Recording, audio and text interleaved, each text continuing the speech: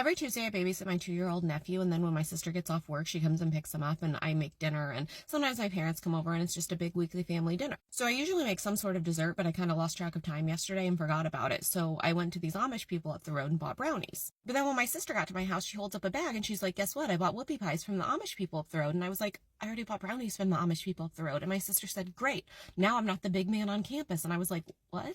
And then at that exact moment, my 2-year-old nephew starts leaving the room, and my sister's like, where are you going? And he says, I'm going to go say bullshit in the closet.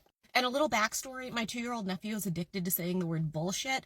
And a couple weeks ago, I was about to take him to the library to story time. And I'm like, okay, if you need to get some bullshit out of your system, like, go in my closet, say a couple bullshits, and then we've got to go. Because, like, you can't just be saying bullshit in a public library. We're going to get kicked out. And ever since, he likes to go in my closet sometimes and say bullshit. So I'm trying to explain this to my sister. And then a little while later, I go to tell my 8-year-old that dinner's ready, and she says, I'm not hungry, I'm busy. And I'm like, what are you doing? And she says, I'm writing a diss track about Dad.